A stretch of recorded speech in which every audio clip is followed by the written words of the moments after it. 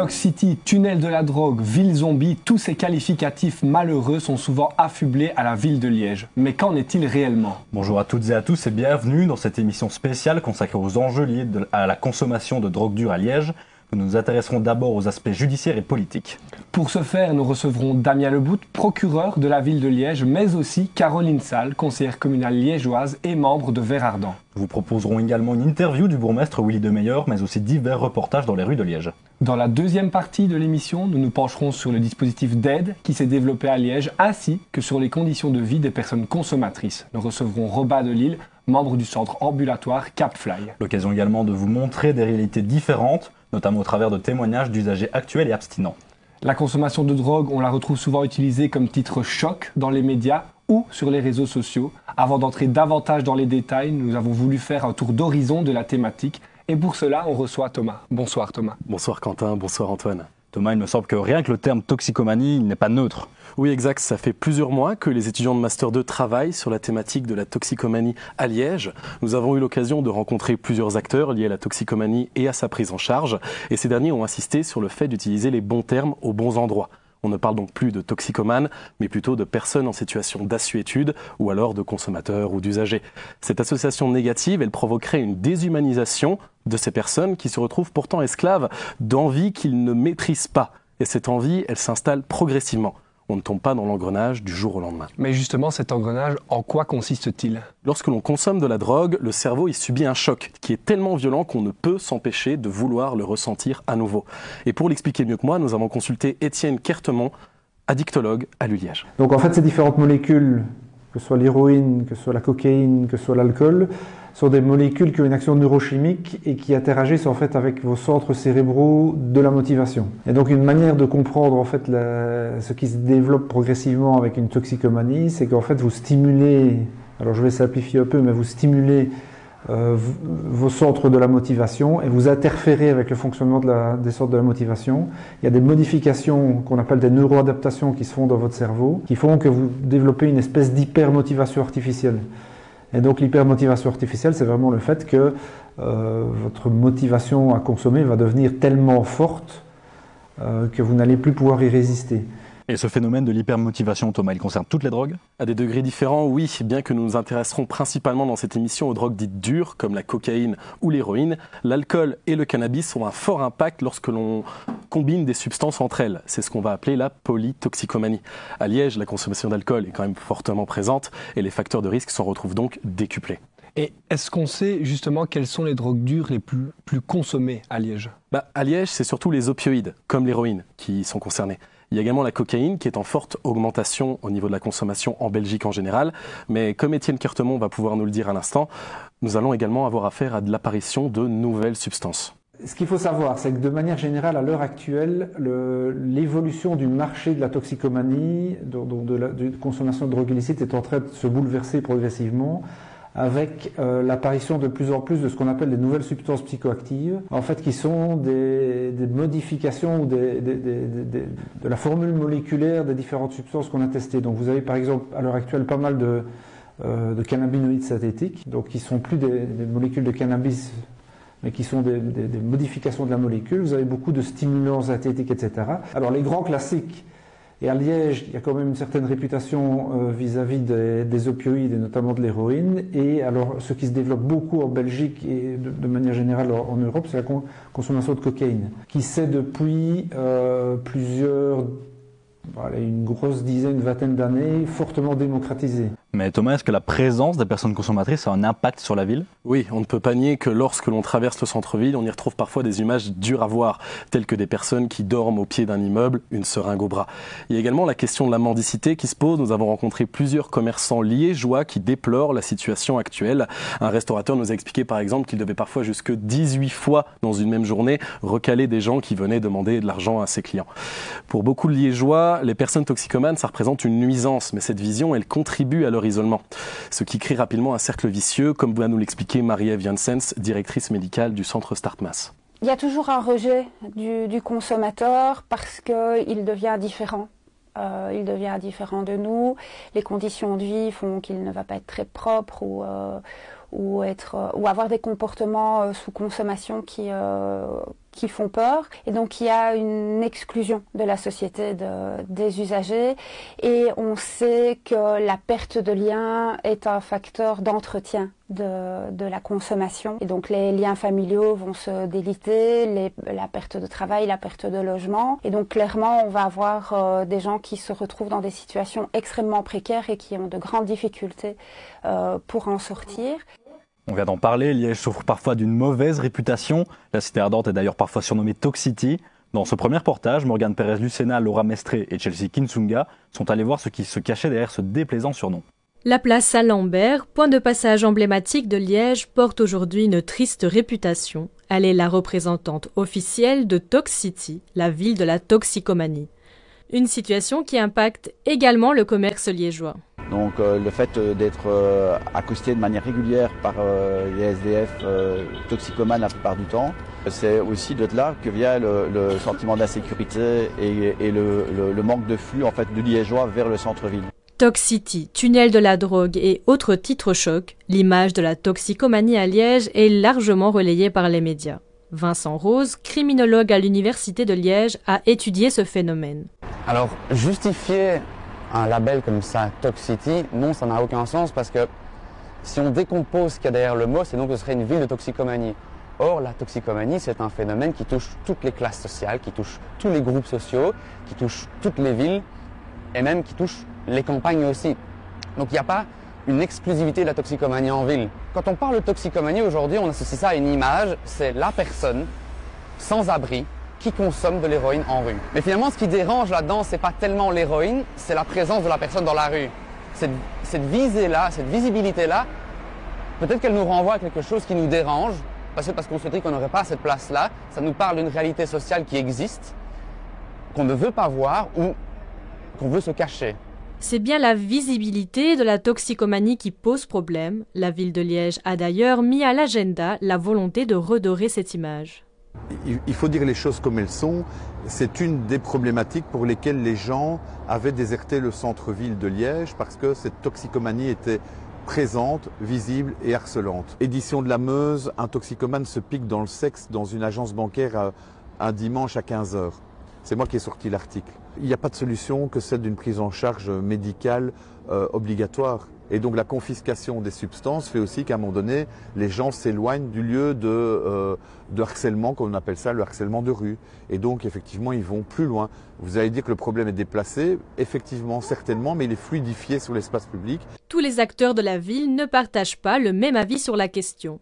D'abord, sur les habitants de Liège qui désertent la ville, ça déjà les chiffres prouvent le contraire, puisque le nombre d'habitants sur Liège ne cesse d'augmenter. Sur l'impact que la toxicomanie laisse sur ceux qui fréquentent et qui arpentent la ville, il est de deux ordres. Ceux qui vivent à la campagne, qui n'ont jamais vu des toxicomanes, voire des étrangers, etc., ils appréhendent ça d'une certaine manière, avec un peu de crainte, de peur, etc. Ceux qui ont l'habitude, qui tous les jours arpentent la ville, les voient, les croisent, etc., ils ont un peu désamorcé la difficulté de la mort, je veux dire. Pour Fabrice Drez, le constat est sans appel. Le problème de la toxicomanie dépasse le cadre de la visibilité et représente un réel enjeu de santé publique. Il y a des gens qui sont encore sur une autre planète du rêve en disant qu'on prend par la main, on accompagne et ça va aller, etc. C'est faire fi de la réalité. Place Saint-Jacques au CPS, on a devant des dealers qui n'attendent qu'une chose, de donner la première boulette gratuite au premier SDF qui vient d'avoir son premier revenu en main et qui va lui donner sa première boulette gratuite pour avoir une certaine dépendance. C'est la réalité. Alors finalement, Liège, Toxicity, vrai ou pas? Si les personnes viennent à Liège, c'est qu'elles ont eu l'idée qu'il y avait des choses intéressantes à voir. Ça dépasse la réalité de la toxicomanie. Ce n'est pas un problème qui est singulier à Liège, c'est un problème qui se pose partout, dans les grandes villes, en Belgique. Simple reflet d'une réalité ou symptôme d'un malaise urbain, une chose est sûre, derrière les titres chocs se cache une réalité bien plus complexe et un défi à relever dans les années à venir. La Belgique a été fortement touchée ces derniers mois par des affrontements. Jets de grenades à Anvers, tirs de Kalachnikov à Bruxelles. Pour voir si cette situation pouvait arriver à Liège, Thomas Radou et Julia Beauvois sont allés à la rencontre de François Farcy, directeur de la police judiciaire fédérale à Liège. Derrière le petit trafic en rue se cachent des réseaux criminels. Les luttes de territoire et les règlements de compte de ces narcotrafiquants sont aujourd'hui monnaie courante à Bruxelles. François Farcy est le directeur de la police judiciaire fédérale de Liège. C'est cette police qui enquête sur le crime organisé et le trafic international de drogue. Nous lui avons demandé si Liège pouvait connaître les mêmes violences que la capitale. Il y a des violences liées aux drogues sur Liège et comme un peu partout ailleurs. On n'en est pas dans cette situation-là. Le problématique, c'est d'abord les règlements de compte qui se font sur la voie publique, ce qu'on a sur Liège, mais nettement moins, et surtout avec l'utilisation d'armements lourds, comme on a des armes automatiques utilisées à Bruxelles. On n'est pas à l'abri, on a eu récemment des interventions où on a saisi, et on saisit de plus en plus d'armes dans toutes les opérations qu'on mène, mais on n'en est pas là, heureusement. Nous recevons Damien Lebout en plateau, procureur du roi de Liège. Damien Lebout, bonjour. Bonjour. Alors on sait qu'à Anvers et à Bruxelles, ce sont deux villes particulièrement touchées par des situations de violence liées à la drogue. Pourquoi sommes-nous pour le moment épargnés à Liège ? Alors, je pense que la chance que l'on a aujourd'hui sur Liège, c'est d'être épargné par les violences liées aux armes à feu. Liège est essentiellement touché aujourd'hui par des règlements de compte, mais toujours à l'arme blanche. On a des coups de couteau, des coups dans la gorge, des coups sur le front. Enfin, essayer de marquer la victime, ça c'est quelque chose qu'on voit de plus en plus quand même. On en a encore eu récemment dans l'hypercentre, je dirais. Donc ça c'est quelque chose qu'on a déjà. On a, je dirais, la chance que, entre guillemets, je parle de la chance, d'avoir des règlements de compte par arme à feu, mais qui se sont passés dans des immeubles. Et donc c'est beaucoup moins visible qu'une fusillade à Anderlecht à la sortie d'un métro, évidemment. Mais je pense qu'il faut être attentif parce qu'en fin de compte, aujourd'hui, dans plusieurs opérations de police, on a découvert récemment des gilets pare-balles, des fusils d'assaut, des kalachnikovs. Donc, on n'est pas à l'abri que ça arrive sur Liège aussi. Alors, pourquoi ce n'est pas là aujourd'hui ? Je pense qu'à un moment donné, comme je le dis toujours, nos délinquants ne sont pas dans l'attente. Ils vont, à un moment donné, trouver des stratégies d'évitement. Si on les harcèle à Bruxelles, nécessairement, ils vont se déplacer. Dans le grand public, on a le sentiment qu'il y a de plus en plus de drogue à Liège, mais est-ce que c'est quelque chose que vous constatez dans les chiffres ? Alors, au niveau des chiffres, c'est compliqué parce qu'en fin de compte, on a toujours un biais au niveau des chiffres. Les chiffres de la drogue sont souvent le reflet de l'activité policière. Donc, à un moment donné, je pense que sur le parquet de Liège, sur les 10 dernières années, on ne voit pas une augmentation significative du nombre de dossiers de stupes. Ça ne veut pas dire qu'il n'y en a pas. Ça veut simplement dire que l'action policière et la capacité policière, pour le moment, fait qu'on a une espèce de stagnation sur les dossiers de stupes. Maintenant, le chiffre noir existe, et ça, malheureusement, comme tout chiffre noir, on n'a pas d'idée de ce que ça peut donner. Et justement, la drogue est très présente à Liège, à tel point que parfois on la surnomme Toxicity. Concrètement, que fait la police pour lutter contre ce phénomène ? Alors au niveau de la police, il y a évidemment différentes opérations. Moi, je peux vous parler essentiellement de ce que la police fait avec le parquet de Liège. Donc nous, ce que nous faisons souvent aujourd'hui, c'est des plans d'action, ce qu'on appelle des tolérances zéro géographiques. Quand on détermine avec la police de Liège un quartier qui est problématique en matière de vente de stupéfiants, je précise toujours, on parle de vente. Notre idée, en fait, chez nous, ce n'est pas non plus d'aller sanctionner le consommateur à tout va, ça c'est pas du tout le principe. L'idée c'est vraiment de harceler le dealer, et donc dans ces cas-là, ce qu'on fait, c'est qu'on met un plan d'action pendant 3, 4, 6 mois, et on va apporter une attention particulière au quartier pour essayer de mettre fin au problème dans ce quartier-là. Alors on n'est pas dupe, on sait bien qu'ils vont se déplacer, et donc on suit le mouvement au fur et à mesure. Alors on parle beaucoup de trafic et de vente, mais est-ce que Liège est aussi touché par un phénomène d'implantation de laboratoires ?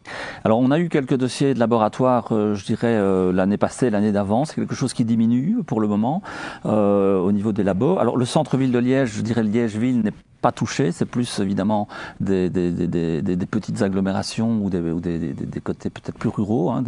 Et c'est bien normal, je veux dire, pour avoir un laboratoire, il faut un certain nombre de mètres carrés disponibles, il faut un peu de discrétion, ce genre de choses. Donc sur Liège, je pense qu'on en a eu un, si ma mémoire est bonne. Le reste, c'est généralement un peu en dehors de la ville. Merci Monsieur Lebout. Et nous recevons en plateau Caroline Salle, chef de groupe Vert-Ardent au Conseil communal de Liège. Caroline Salle, bonsoir. Bonsoir. Madame Salle, on a entendu Fabrice Drez, échevin MR de l'attractivité commerciale et touristique, affirmer que la consommation de drogue freinait le développement de la ville. Est-ce que c'est aussi l'avis de Vert-Ardent ? Alors, je ne sais pas ce qu'il entend vraiment par développement de la ville, parce que je pense qu'il y a d'autres villes qui sont confrontées au phénomène des usages de drogue et du narcotrafic, et il faudrait voir si ça les empêche de se développer. Par contre, ce que je crois, c'est qu'on est dans une ville extrêmement vivante, on est dans une ville avec des commerçants qui veulent avoir des quartiers dans lesquels ils se sentent en sécurité, notamment quand ils vont faire du dépôt d'argent.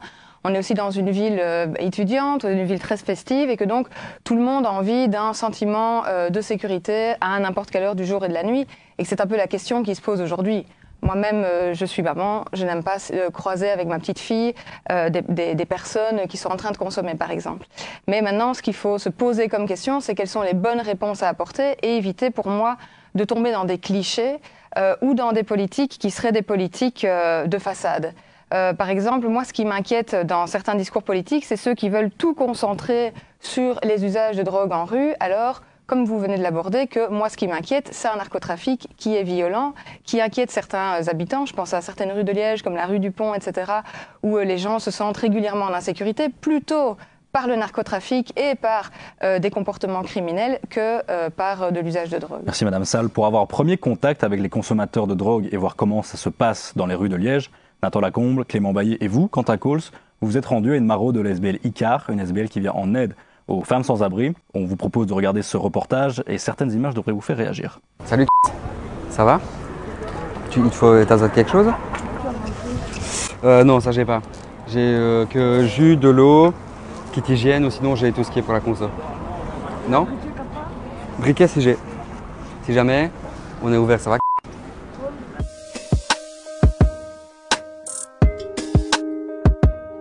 En général, elles nous connaissent, elles savent ce qu'on fait. Et dès qu'elle nous voit, on discute, on demande ce dont elle a besoin. On essaye un peu de savoir aussi, si c'est une dame qu'on n'a pas vue depuis plusieurs jours, plusieurs semaines, de savoir comment est sa situation, si elle a des choses à faire ou dire qu'on peut l'accompagner aussi dans ces choses-là. Donc voilà, le contact se fait assez facilement. En fait, au départ, on accompagnait toutes les personnes qui exerçaient la prostitution. Au départ, c'était plus centré sur les hommes. Et puis petit à petit, on s'est élargi au public femmes aussi. Elles ont vraiment un mode de vie très difficile. Donc souvent, elles ne fréquentent pas trop les services parce qu'il y a beaucoup d'hommes et où elles ne se sentent pas à l'aise ou pas en sécurité. Et donc souvent, il y a beaucoup de pauvreté, il y a de la violence aussi, que ce soit des agressions sexuelles, des agressions physiques, verbales aussi. Et en rue, il y a aussi beaucoup d'agressions entre les gens. Donc beaucoup d'histoires de vols, d'arnaques, etc. Et donc c'est ça qui est le plus difficile quand on est en rue, on est directement... Ouais, ils viennent de lui écraser carrément ses tartines et tout, allez quoi, c'est dégueulasse quoi. C'est qui a fait ça? Les flics, c'est vraiment dégueulasse. Pourquoi? Parce qu'elle voulait se poser juste pour manger, ils sont arrivés, ils ont dit ouais, rien à foutre. Essayez de repartir dans l'autre sens pour ne pas les recroiser. Ici, on vient de voir des choses qui arrivent parfois, c'est que la police abuse un petit peu de leurs droits en se disant de toute façon c'est des tox, c'est des putes, en utilisant leurs mots évidemment. Et du coup, ils se croient parfois un peu tout permis et ils abusent un petit peu, comme ici par exemple, ils ont juste jeté les tartines alors que ça n'a aucun intérêt, ils n'ont pas forcément le droit de faire ça. Mais voilà, après on ne peut pas non plus aller porter plainte contre eux parce que ça mène à rien et donc parfois c'est un peu difficile aussi pour elles. Parce que même du coup, quand ça arrive souvent qu'il y en a qui subissent des agressions sexuelles, elles n'osent pas aller porter plainte parce qu'elles nous le disent. Mais de toute façon, quand je vais y aller, ils vont juste me dire que je suis juste une tox, une pute et que ce qui m'est arrivé, je l'ai cherché ou c'est de ma faute.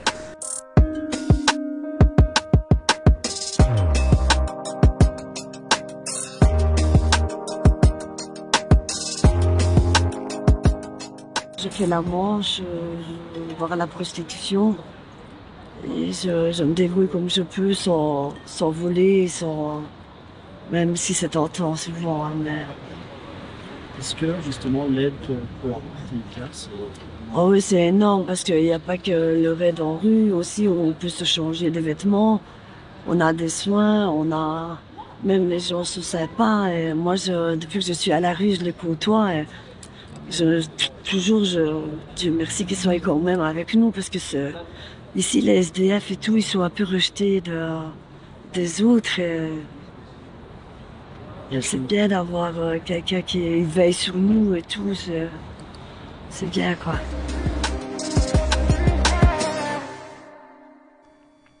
Monsieur Lebout, dans le contexte de la lutte contre les stupéfiants, est-ce que la police n'abuserait-elle pas parfois un peu de ses droits? C'est une bonne question. Je pense qu'il faudrait la poser au chef de zone, hein, qui est le premier interlocuteur dans cette matière-là. Alors, je dirais moi, en tout cas, je pense que c'est comme partout. Vous avez des bons boulangers, des moins bons boulangers, vous avez des bons policiers, des moins bons policiers.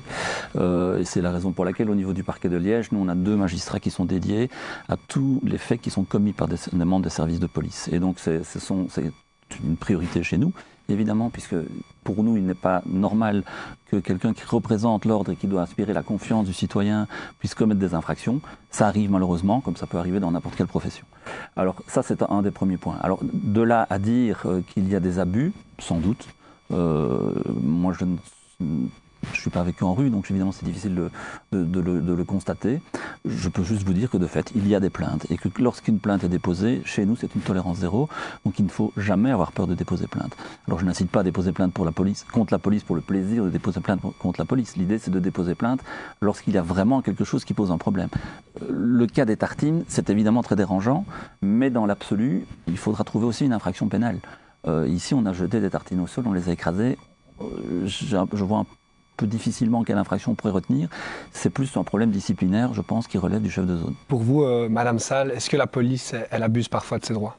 Mais en tout cas, on voit que, comme vient de l'expliquer M. Lebout, que ça vaudrait la peine d'aller plus loin que de ne pas déposer plainte ou de craindre la police par avance, parce que je crois que ce qui serait important et ce que moi je souhaiterais qu'on atteigne, c'est vraiment une pleine collaboration, une alliance en fait, entre ces travailleurs sociaux de rue et entre des policiers, parce qu'ils partagent ce point commun d'être sur le terrain et donc de voir la réalité, aussi en fait de pouvoir renforcer justement chacun à leur échelle les droits des personnes qui sont en rue, hein, que ce soit en les orientant vers les bons services, etc., dans le respect évidemment des missions de chacun qui sont bien distinctes. Merci Madame Salle et merci à Monsieur Lebout, merci de nous avoir accordé une partie de votre temps. La consommation de drogue à Liège est évidemment un sujet très politique et il y a quelques semaines, nous avons interviewé le bourgmestre, M. Willy Demeyer, qui nous a donné son point de vue sur la situation. C'est une interview menée par Laura Mestré et Chelsea Kinsunga. Exfiltrer a peut-être été ressenti comme un terme un peu fort, mais ça a eu le mérite d'être clair. C'est un problème humain pour les personnes concernées. C'est un problème pour les 500 000 à 1 million de personnes qui fréquentent l'hypercentre de Liège et qui souhaitent le faire d'une manière tranquille. C'est aussi un problème pour tous les agents de service public et tous les travailleurs sociaux qui sont en souffrance. Et quand je parle des travailleurs, je parle aussi des policiers. Avec beaucoup de personnes qui viennent dans ce centre-ville, donc il y a une visibilité. Ça renvoie l'image d'une ville contrastée, à la fois une ville qui est en mouvement, une ville qui se développe, une ville où on a des grues qui montrent que les bâtiments se construisent, un tram qui va finir par circuler avec les gens dedans, et d'autre part, une précarité, une toxicomanie, une mendicité qui est présente à beaucoup d'endroits. Il y a un sentiment d'insécurité et ça n'est pas nécessairement une insécurité objective. Quand on voit les faits, les rapports de police, on voit bien que c'est souvent une impression qu'on a, ce n'est pas pour ça que les personnes sont agressives. Nous avons une offensive des mafias qui s'attaque aux métropoles européennes avec la cocaïne. La drogue, elle rentre à 60% par Anvers, à 40% par Rotterdam. Donc c'est un problème qui ne concerne pas que la seule ville de Liège. Et il faut que le pouvoir fédéral, que l'État fédéral mette les moyens nécessaires pour nous aider à casser ce trafic. Le paysage a changé depuis le moment où la salle a été ouverte. La salle est plutôt destinée aux consommateurs d'héroïne. C'est-à-dire que quand on consomme l'héroïne, on n'est pas nécessairement énervé. On consomme l'héroïne 2 à 3 fois par jour. Donc on peut fréquenter la salle et entre le matin et le soir, on peut aller travailler. La cocaïne, elle excite le consommateur et on doit la prendre très souvent. Donc ça donne une visibilité du consommateur de cocaïne qui n'est pas celle du consommateur d'héroïne. Et en même temps, dès qu'on trouve le produit, on le consomme. et pas nécessairement dans la salle. Donc voilà le problème. Évidemment, on sort cette phrase, hein. Mais ce que j'ai dit, c'est qu'il fallait donc des centres comme à Barcelone, des centres autour de la ville, où les personnes sont amenées et s'inscrivent dans une forme de trajectoire. Madame Salle, le bourgmestre avance dans cette interview que les personnes consommatrices devraient être soignées de force. Est-ce que ça fait partie de la solution ? Alors en fait, c'est une très bonne question parce que moi ce que je crois, c'est que si on veut agir durablement sur les usages de drogue, il faut se poser la question de pourquoi il y a une consommation. Et notamment, les usagers de drogue que l'on voit en rue, c'est aussi des personnes qui sont dans une grande précarité. Et à Liège, il y a une véritable épidémie de la précarité, de la santé mentale. Et les drogues, c'est vraiment la bonne réponse quand tout va mal, si vous voulez. Et donc, moi, ce que je crois, c'est qu'il faut se dire aussi aujourd'hui qu'on est en train de mettre en place de plus en plus de politiques, notamment sécuritaires, pour encadrer cet usage de drogue en rue. Je pense aussi qu'il faut se dire qu'à partir du moment où on doit développer du sécuritaire, c'est qu'il y a un échec des politiques de prévention et qu'il faut aussi se poser la question des politiques de prévention, notamment du relogement. Je veux dire à quelqu'un qui est en rue, qui n'a pas de moyens de subsistance, qui vit de la violence en permanence, qui doit arrêter de consommer du crack ou de l'héroïne, il va jamais vous écouter. Donc moi, je pense qu'il y a vraiment un panel de réponses à apporter, des réponses qui sont humaines et puis des réponses aussi qui permettent le vivre ensemble. Quand Willy Demeyer dit que les mesures pour lutter contre la consommation de drogue à Liège devraient surtout venir du pouvoir fédéral, est-ce que d'une certaine manière, ce n'est pas une façon de se dédouaner et est-ce que la ville est vraiment impuissante sur ces questions? Alors oui et non, c'est-à-dire qu'effectivement, il dépend d'une législation fédérale et puis aussi la ville n'a pas de pouvoir de justice.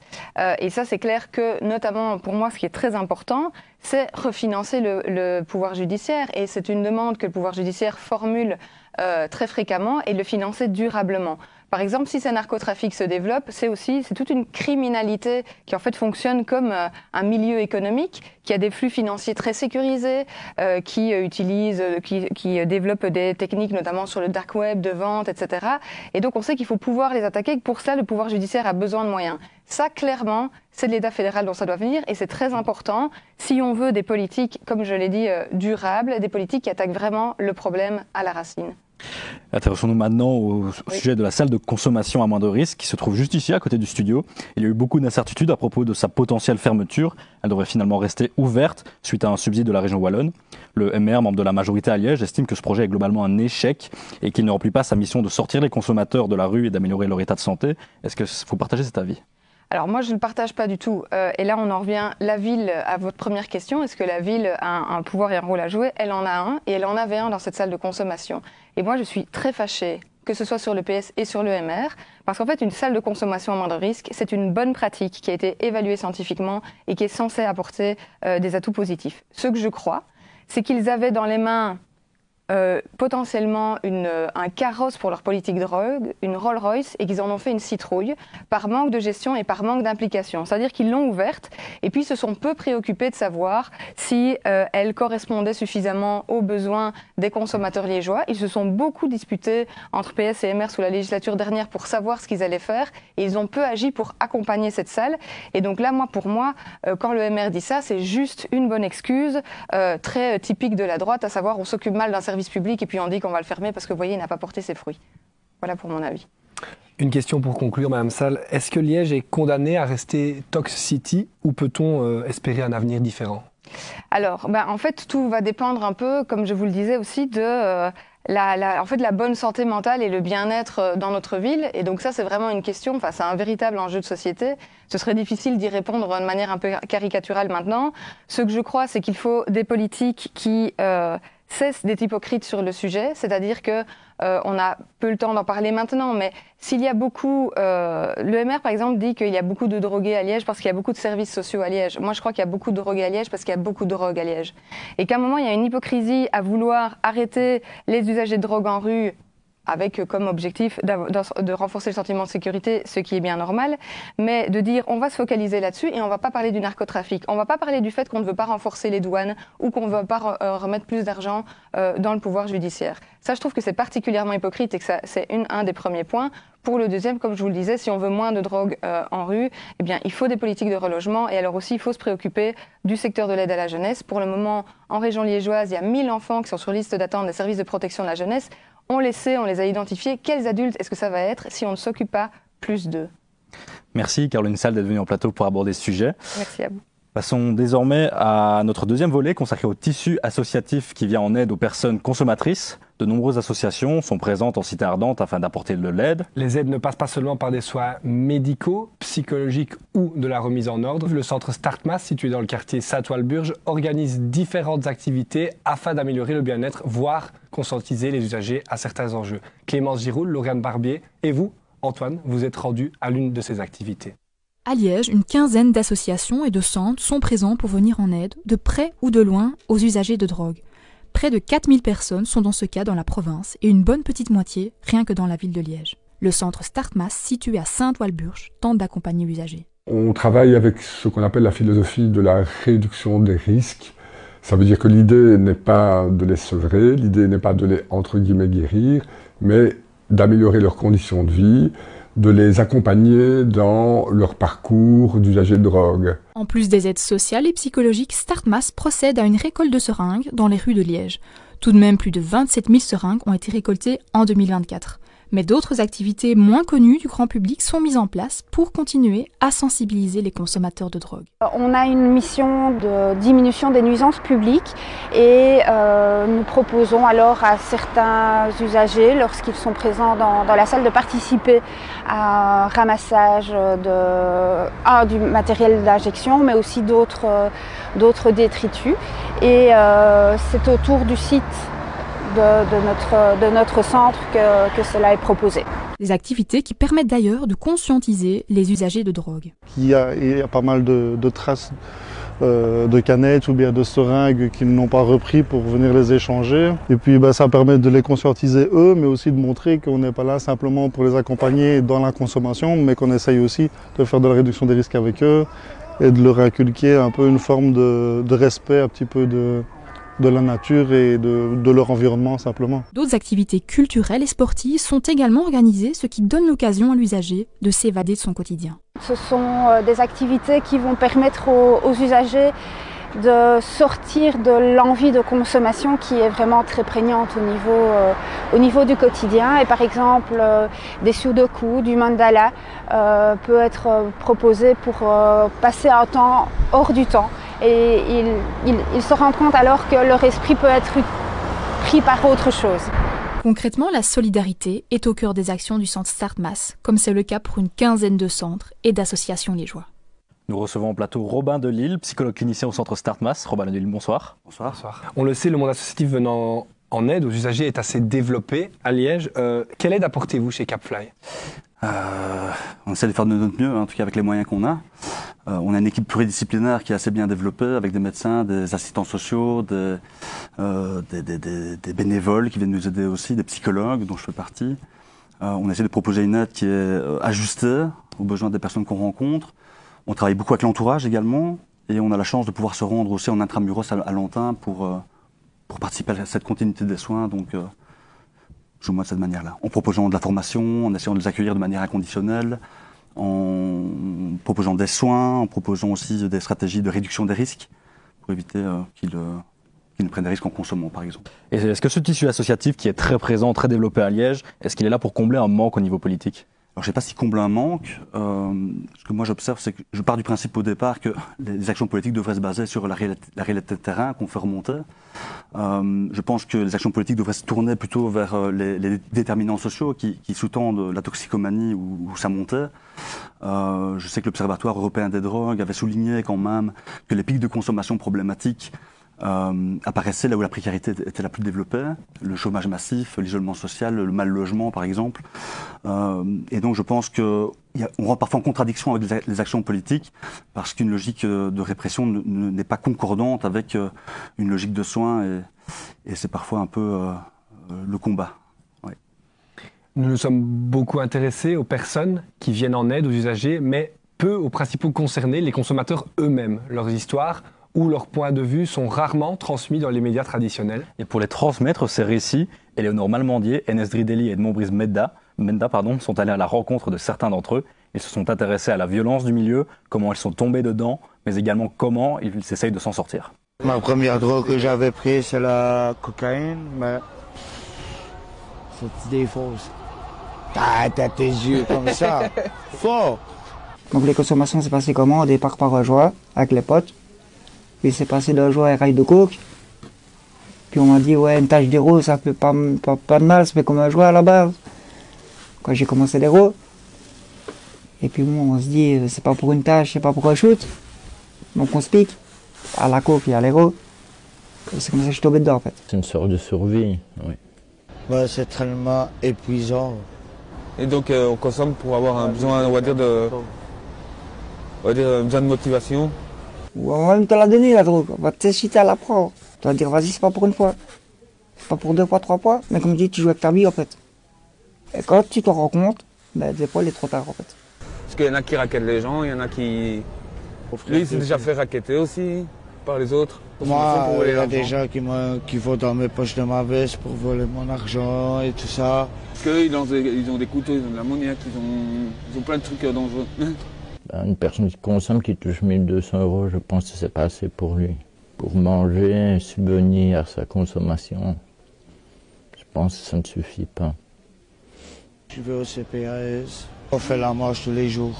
Je prends d'abord... D'abord de quoi manger? D'abord ma consommation, et puis je fais la marche pour en manger. Mon avenir aujourd'hui, je veux pas me sortir de tout ça et ne plus fréquenter ce milieu-là. C'est-à-dire, voilà, changer de fréquentation déjà, chose que j'ai déjà commencé à faire. Une autre situation que ça, une autre situation que la rue, une autre situation que, voilà, les arnaques, les... Famille, un foyer, voilà. Une maison. Il faut prendre le droit sur mon fils déjà. Donc il faut prendre le droit sur mon enfant déjà, je pense que c'est une bonne chose. Avoir un logement, avoir un travail, avoir une vie sociale. J'ai envie de me sortir de là. On rêve d'avoir une maison, d'autres enfants, une femme, une voiture, et vivre normalement. Monsieur Delisle, les personnes usagères, elles ont souvent des vies et des passés assez lourds. Mais comment est-ce qu'on gère en fait ce genre de choses quand on travaille auprès d'eux? Alors, on essaie de ne pas le faire seul, déjà. Je pense qu'on a un travail de terrain qui est très ancré dans le réel, qui fait face à une complexité humaine très particulière. Et donc, on essaie toujours de ne pas oublier que ces personnes-là sont ancrées dans un faisceau de vulnérabilité très, très varié, d'isolement social, comme je l'ai dit, ou comme des problèmes de financiers, psychiatriques. Et donc, on essaie vraiment de soutenir la personne en proposant un cadre qui peut vraiment s'ajuster à leur réalité. Mais on ne le fait pas seul parce que, si je prends l'exemple d'une personne qu'on a pu le voir ici dans le témoignage, qui vit à la rue depuis des années et qui consomme, l'idée de proposer un sevrage simple dans ce type de situation, c'est vraiment passer à côté de l'essentiel, c'est-à-dire de traiter le mal logement, parfois les liens avec la justice, le lien aux enfants, toute une série de choses qui sont vraiment essentielles d'aborder. Et il n'y a pas une institution qui porte toutes les clés. C'est vraiment l'articulation de toutes les structures et de notre équipe pluridisciplinaire qui permet de le faire. Et plus personnellement, est-ce que parfois ces histoires-là, vous pouvez les ramener avec vous à la maison? C'est le moins possible. Maintenant, c'est vrai qu'on a tous, je pense, dans notre entourage, une personne qui consomme ou qui a des problèmes d'addiction, variés avec des produits licites ou illicites. Et c'est vrai que parfois, des situations résonnent, évidemment. Maintenant, je pense qu'on a aussi une capacité à tolérer une part d'incertitude et peut-être aussi à faire face à des situations auxquelles on n'a pas forcément toujours les clés. Donc ça, c'est quelque chose qu'on apprend à faire. Et on n'a pas un rôle de sauveur ici. On essaie vraiment de proposer une aide qui peut ou ne pas marcher, quoi. Marcher ou ne pas marcher.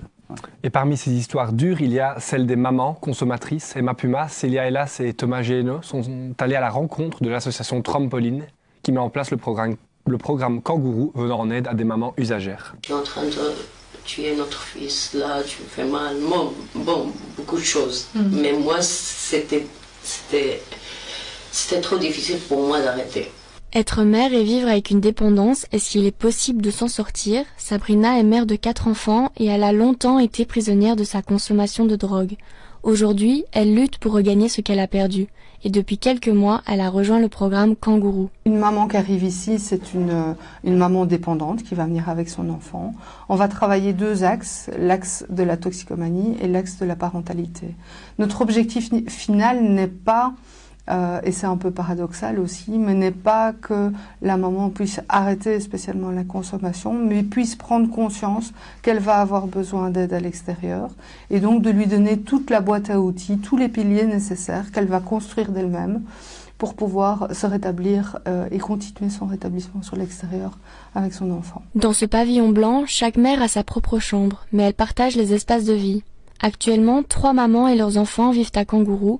Elles ont toutes fait la démarche de demander de l'aide, une décision plus compliquée qu'il n'y paraît. Certaines sont dans des dénis de consommation aussi et donc voilà, par rapport à l'enfant, veulent montrer aussi qu'elles gèrent tout. Mais parfois aussi, c'est difficile pour elles de dire j'ai besoin d'aide. Parce qu'il y a toujours cette pression au niveau de la justice qui fait que elles pensent que nous, à un moment donné, si demander de l'aide, ça veut dire on va interpeller les autorités, chose qu'on ne fait pas du tout ici à Kangourou. Nous ne sommes pas mandatés pour le faire dans tous les cas. Et au cœur de toute cette démarche, il y a le bien-être de l'enfant. Grandir dans une famille de toxicomanes est une épreuve qui laisse des traces. Quand une dynamique de groupe est mauvaise, c'est-à-dire quand il y a du conflit chez les adultes, ça se ressent chez les enfants. Les enfants sont plus énervés, sont plus agités, le sommeil, on réclame plus vite les bras. Et donc on voit aussi parfois un enfant qui est autonome, va se remettre en phase bébé parfois, et donc réclamer beaucoup plus. Mais c'est un moyen de dire, comme on dit toujours ici, c'est un peu le baromètre émotionnel de la maman. L'enfant, c'est vraiment ça, et ça c'est flagrant, peu importe l'âge des enfants. Kangourou, c'est aussi un cocon où les enfants peuvent se poser et redévelopper un lien plus apaisé avec leurs parents. Sabrina a perdu la garde de ses 3 premiers enfants à cause de sa consommation. Enceinte de Maxime, son petit dernier, elle ne parvient pas à arrêter. Vous aviez aussi des médecins qui vous suivaient, d'accord. Oui. Okay. Et vous leur parliez de votre consommation? Non. Non, ok. Non. Vous aviez peur? Oui. Et de ce que j'avais peur, c'est arrivé en fait. À la naissance, les analyses montrent un taux élevé de cannabis dans le sang du bébé. La garde de Maxime lui a été enlevée immédiatement. C'était vraiment très difficile à prendre mon bébé avec mes mains et le ramener dans une accueil pour moi. Et ce bébé, je le voulais en fait, c'est pas que je l'ai eu comme ça. Et grâce à Kangourou, Maxime et sa maman se sont enfin retrouvés. Aujourd'hui, Sabrina met tout en œuvre pour réunir sa famille et leur offrir un avenir plus stable et serein. Et moi j'ai encore des autres enfants qui m'attendent. Et bien sûr, je veux construire ma vie. C'est mon rêve, on peut dire. Monsieur Delille, quand on pense à la consommation de drogue, on a plutôt tendance à penser aux hommes, mais est-ce qu'il y a là aussi des femmes qui viennent par exemple demander de l'aide chez Capfly? C'est vrai que quand on a une image qui s'impose, quand on pense à une forme de toxicomanie ou de dépendance, c'est plutôt l'image d'un homme à la rue, etc. Pourtant, les femmes consomment. Selon les données de l'IWEPS, il y a 30% environ des femmes qui passent le pas de contacter un centre. Est-ce qu'elles consomment moins? Pas du tout. Est-ce qu'elles souffrent moins? Bien au contraire. La seule chose, c'est qu'elles osent vraiment moins facilement contacter les centres. On l'a expliqué ici, les femmes en général ont peur de perdre la garde de leurs enfants. Il y a aussi le poids de la honte sociale, qui est très genré, puisque un homme qui consomme, c'est plutôt vu comme un rebelle ou un aventurier, là où une femme va plutôt être caractérisée de mauvaise mère ou irresponsable, folle. Et donc, et aussi la violence, quoi. Je pense qu'il y a 70% des femmes qui vivent une addiction, qui ont subi des violences intrafamiliales, sexuelles, conjugales, et cette réalité fait que les centres, comme on les connaît aujourd'hui, sont vraiment pensés pour un public masculin. Et donc, une femme qui va, par exemple, arriver dans un centre d'accueil pour se soigner, va se confronter à parfois des hommes un peu bruyants, qui sont en groupe, etc. C'est pas toujours évident et c'est parfois un peu retraumatisant. Donc voilà, je pense que c'est vraiment un gros point d'attention qu'il faut avoir autour de cette question-là. Donc très bien que des services comme ça existent, comme Kangourou. Maintenant, je pense que des espaces dédiés aux femmes non mixtes, avec des équipes formées au trauma, tout ça pourrait évidemment vraiment aider ces situations vraiment très complexes. Et vous en avez évoqué quelques-unes, mais est-ce qu'il y a des problématiques différentes entre les femmes et les hommes, peut-être notamment liées à la vie en rue? Alors, une femme qui vit dans la rue est sur le qui-vive constant. Il faut bien imaginer que c'est un climat qui est extrêmement anxiogène, qui est concrètement dangereux, où les violences sexuelles font légion. Donc c'est clair que ces réalités-là sont tout à fait différentes. Alors, il n'y a pas de hiérarchie dans la souffrance maintenant. Mais ce qu'on peut observer, c'est que la plupart des femmes tombent moins vite à la rue parce qu'elles ont plutôt tendance à s'appuyer sur leur entourage social. Ce que les hommes font un peu moins, et surtout plutôt dans des situations où ça va se péricliter, et on peut observer vraiment des situations très extrêmes. Donc ça arrive un petit peu moins souvent chez les femmes, ce qui n'enlève pas la gravité de la situation. Et dans ce contexte difficile, les consommateurs ne sont pas les seuls à en souffrir. Ils ont parfois des proches autour d'eux qui peuvent subir la situation. Éléonore Malmandier et Julien Beauvois sont allés à la rencontre de Jeanne, qui a vécu avec un père consommateur. J'étais avec une amie en rentrant de l'école et on est parti en courant parce que en fait, je voulais plus le croiser à cette époque-là. Il me faisait vraiment peur. C'était pas mon père en fait. Je m'appelle Jeanne, j'ai 20 ans et je fais des études en art. Mon père, quand il était jeune, il a commencé par l'héroïne. Ensuite, il a pris de la cocaïne. Durant toute cette période-là, il fumait également. J'estime que mon père n'a pas forcément joué son rôle de père. Quand j'étais petite, il s'occupait pas vraiment de moi parce qu'il était souvent sous influence. Et en fait, vers mes 4 ans, mes parents sont séparés parce que ça devenait un peu invivable. Et très vite, on a fait 1 semaine sur 2, j'ai demandé d'arrêter parce que c'était très oppressant d'être avec lui. Seule, je ne me sentais pas en sécurité. Ma maman me demandait que j'aille manger quelques fois chez lui sur les temps de midi parce qu'il habitait juste à côté de l'école. Et souvent il m'oubliait, il m'ouvrait pas la porte. Donc je prenais des cailloux, je les lançais sur les fenêtres pour qu'il se réveille parce qu'à cette époque-là, j'avais beau l'appeler, il répondait pas en fait au téléphone puisqu'il dormait. Puis lorsque j'ai grandi, j'avais plutôt envie de m'éloigner de cette personne parce que en fait, je me rendais compte que je ne la connaissais pas et l'idée que je m'en étais faite me faisait très peur et je préférais garder mes distances. Donc on ne s'est plus parlé pendant des années, je pense depuis mes 10 ans jusqu'à aujourd'hui. Je l'ai croisé une fois dans la rue en fait et il était avec une femme, il sortait avec une femme qui était elle aussi toxicomane. Mon père en tout cas était méreconnaissable et il me faisait très peur. Et j'étais avec une amie en rentrant de l'école et on est parti en courant parce que en fait je voulais plus le croiser à cette époque-là, il me faisait vraiment peur, c'était pas mon père en fait. Et qu'est-ce que tu ressens par rapport à lui ? À l'époque où il se droguait, j'étais vraiment en colère et je comprenais pas ce qui se passait et je le prenais pas forcément personnellement, mais je comprenais pas en fait pourquoi il avait tant désiré un enfant et puis qu'il ne s'en occupait pas. Donc j'ai fait un désaveu de paternité partiel, ça veut dire qu'aux yeux de la loi, mon père n'est plus mon père. En fait, je me présente au tribunal avec ma maman parce que ça devait se faire à nous 3. Et je le vois sur la chaise de la salle d'attente. Donc c'était un moment un peu dur pour moi. J'essaie de faire comme si on n'était pas vraiment sur place. Et là, mes parents se disputent en disant « Oui, je comprends pas, pourquoi tu fais ça ?» Enfin, mon père comprenait pas trop. Et après ce désaveu, on est allés tous les 3 boire un verre. C'est un peu spécial, mais ma mère tenait absolument à ce qu'on puisse rester sur une bonne longueur d'onde et en fait ça s'est plutôt bien passé. On s'est revus à nous 3 une autre fois après. Il avait déjà arrêté de prendre quelconque stupéfiant, ça fait maintenant 1 an. On a commencé à se voir l'été pour qu'il me donne des cours de peinture puisque c'est notre point commun principal et c'était une façon de reprendre contact sans trop de difficultés. On se voit, on rigole ensemble et j'ai aussi pris du recul en essayant de comprendre d'où il venait, pourquoi il avait pu faire certains choix. Mon père ne s'est jamais vraiment excusé auprès de moi. Je le remarque dans ses attentions où il est plutôt... je ressens une forme de regret. Je ne dirais pas que je lui en veux, je dirais plutôt que j'ai de la peine pour lui parce qu'il a raté, entre guillemets, une vie qui s'offrait... une vie parfaite qui s'offrait à lui. Robin Delille, chez Capfly, vous offrez un soutien à l'entourage, mais est-ce que parfois la situation n'est pas plus difficile pour l'entourage justement que pour l'usager?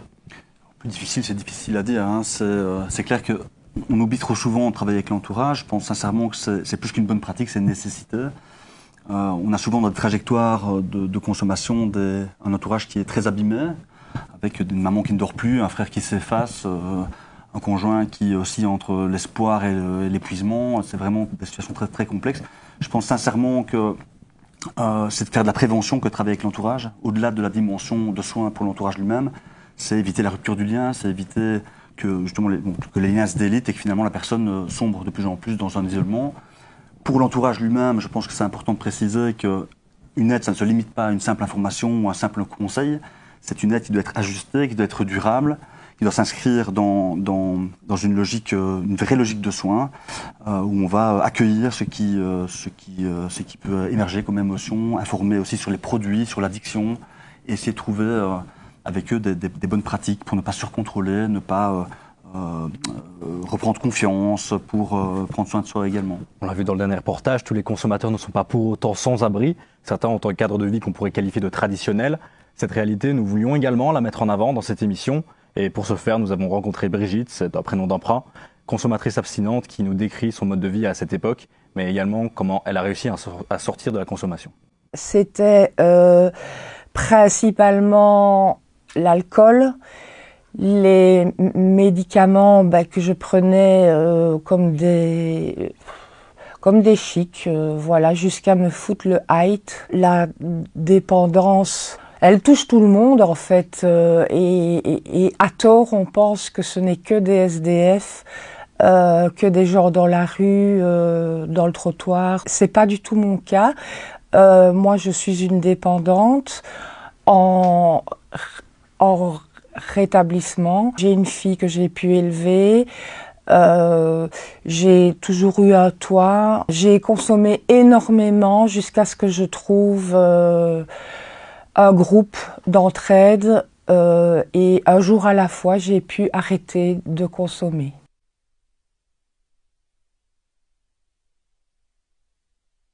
Ça dépend jusqu'où on est dans la dépendance active. Pour mon cas, c'était consommer jusqu'à une heure bien précise pour avoir mes heures de repos, pour être en forme, pour aller travailler, pour ne pas que ça se voie.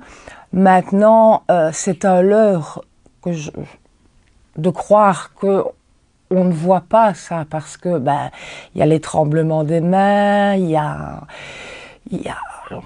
j'étais dépravée, clairement, et il n'y avait que moi qui refusais de voir ça. J'étais complètement dans un déni, mais à force, je vais dire, plus j'ai été loin et plus j'ai été au fond du fond, c'est grâce à ça que j'ai pu me reprendre, toujours grâce à l'entraide que j'ai pu trouver au sein de différents groupes d'entraide pour dépendants.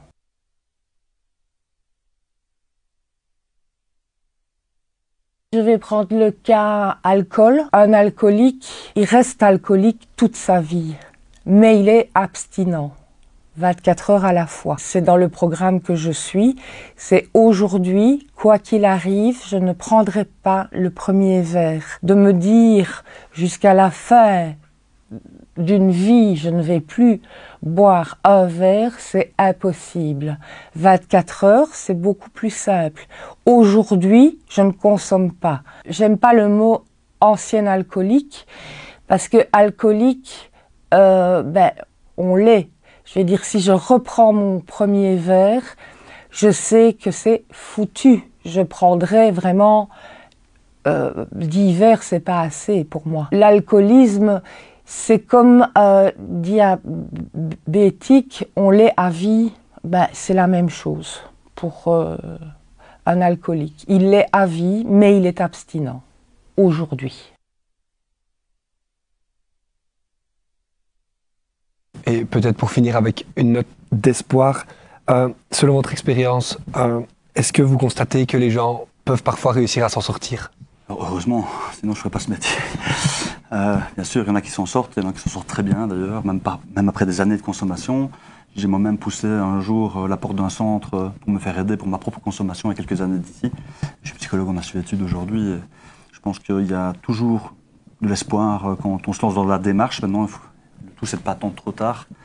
Dès qu'on sent que la consommation nous échappe, peut-être directement en parler à un proche et puis pourquoi pas contacter un centre comme le nôtre.